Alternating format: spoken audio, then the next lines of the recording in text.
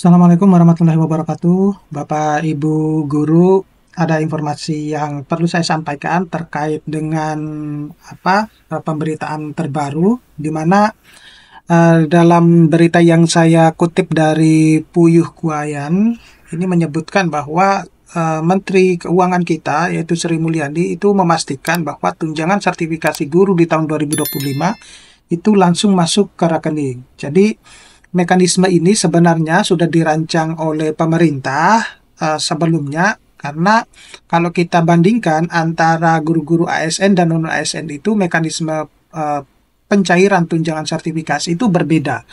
Ya, jadi kalau selama ini mungkin teman-teman ASN itu, guru-guru PNS itu menganggap bahwa pencairan tunjangan sertifikasi guru itu tidak langsung ke rekeningnya. Nah, sedangkan untuk guru-guru non-ASN itu bisa langsung ke rekeningnya. Nah, ini tentunya menjadi pertanyaan besar ya, terutama bagi guru-guru PNS, di mana mereka pasti akan bertanya bahwa kenapa kok untuk pencairan tunjangan sertifikasi guru itu tidak langsung ke rekeningnya masing-masing. Nah, sedangkan untuk guru-guru non-ASN itu bisa langsung ke rekening masing-masing.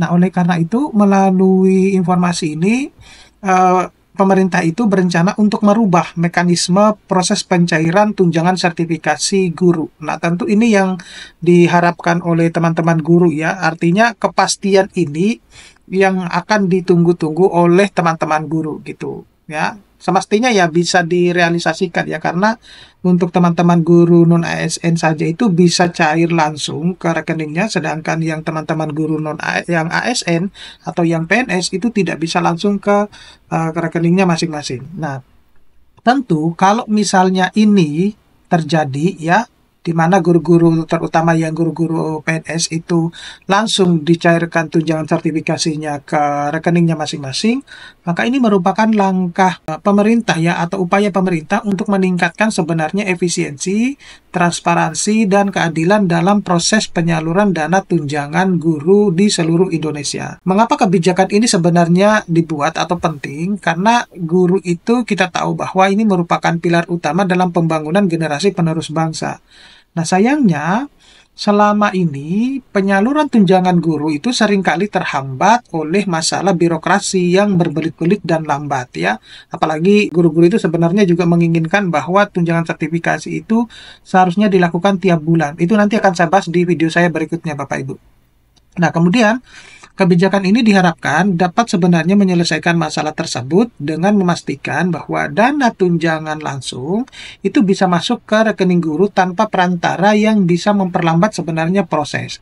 Nah, semestinya kebijakan ini atau mekanisme ini itu bisa dilakukan karena kalau mengambil skema seperti yang diterapkan ke guru-guru non-ASN, maka semestinya bisa. Ya, jadi apa saja sebenarnya yang dibahas ya di dalam berita ini? Misalnya ada kebijakan baru ya terkait dengan kementerian, dalam hal ini yang dikeluarkan oleh Kementerian Keuangan terkait dengan tunjangan sertifikasi guru di tahun 2025.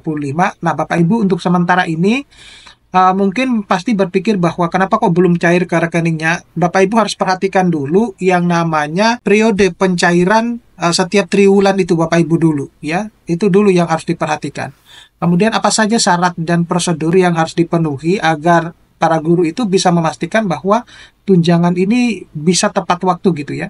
Kemudian dampak positif dari kebijakan ini ya, baik itu bagi kesejahteraan guru maupun kualitas pendidikan di Indonesia. Nah, ada beberapa komentar di YouTube saya ini terkait dengan pencairan guru tersertifikasi guru yang 3 triwulan sekali itu atau 3 bulan sekali.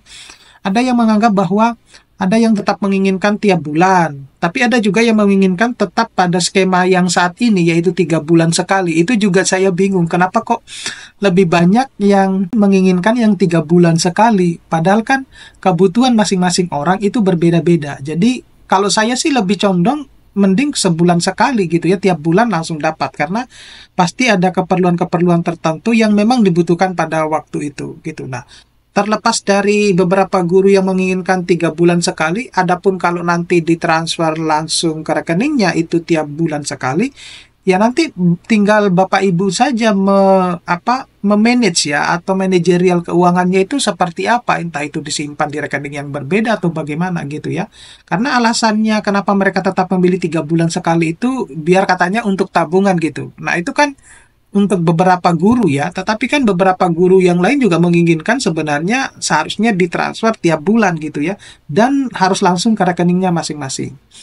Nah, tentu ini menimbulkan berbagai tanggapan dan respon dari para guru ya terkait dengan kebijakan tersebut gitu. Nah, kalau kita lihat manfaat dari kebijakan ini ya adanya penyaluran ya yang lebih cepat dan transparan tentunya, di mana dana itu kalau misalnya ditransfer langsung ke rekeningnya masing-masing itu tentunya bisa langsung diterima oleh masing-masing guru tanpa ada hambatan birokrasi.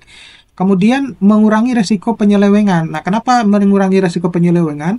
Berdasarkan informasi yang saya dapatkan, ternyata ya tapi ini dalam tanda kutip ya Bapak Ibu ya, mungkin berbeda antara masing-masing daerah.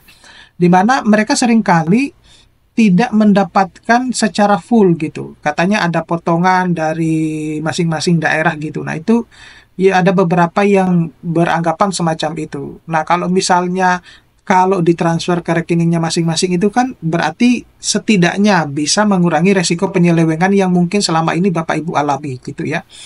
Nah, kemudian mendukung sebenarnya profesionalisme guru ya. Seperti kita ketahui bahwa guru itu kita dituntut untuk bla bla bla bla bla. Artinya kita dituntut untuk profesional ya. Tetapi kalau berkaitan dengan pencairan tunjangan sertifikasi guru seakan-akan itu tidak profesional. Nah, kenapa kok tidak profesional berhubungan dengan pencairan tunjangan sertifikasi guru? Karena haknya guru yang semestinya harus didapatkan per bulan itu kenapa harus dilakukan tiap 3 bulan sekali gitu. Nah, jadi jangan sampai ya, ada istilah bahwa jangan sampai pembayaran itu dilakukan kalau keringat sudah kering gitu. Jangan sampai seperti itu. Yang melatar belakangi sistem pencairan tunjangan profesi guru ini mencuat setelah usulan sebenarnya Menteri Pendidikan Dasar dan Menengah yang menginginkan bahwa skema pencairan profesi guru, tunjangan profesi guru itu harus lebih efisien. Jadi ini usulan yang bertujuan agar pencairan dana tunjangan itu lebih cepat dan praktis. Nah, sehingga guru-guru itu dapat langsung menerima haknya tanpa hambatan birokrasi gitu ya. Nah, kemudian Menteri Koordinator Pembangunan Manusia dan Kebudayaan Menko PMK itu juga telah menambahkan bahwa nanti seperti BUS di mana dana akan langsung ditransfer ke guru, menyebutkan sistem baru ini yang kini tengah dibahas lebih lanjut antara Mendikbudrismen dan Menteri Keuangan. Gitu ya Bapak Ibu. Jadi Bapak Ibu harus bisa bersabar memahami kondisi menteri saat ini ya, di mana kita itu tidak bisa seakan-akan bahwa ketika pemberitaan itu muncul, kemudian kita ingin secepatnya mendapatkan apa yang seperti yang diinginkan gitu. Tidak seperti itu Bapak Ibu. Jadi perlu adanya mekanisme-mekanisme pencairan yang ditetapkan. Saya kasih contoh ya Bapak Ibu ya. Dulu dosen itu pencairan tunjangan sertifikasi dosennya itu juga dilakukan 3 bulan sekali. Gitu Bapak Ibu. Jadi prosesnya juga bertahun-tahun. Nah, setelah mendapatkan skema yang baru di beberapa tahun terakhir ini itu sudah dilakukan, kalau nggak salah itu sejak tahun 2018-19 itu baru dilakukan skema pencairan ke rekeningnya masing-masing itu tiap bulan.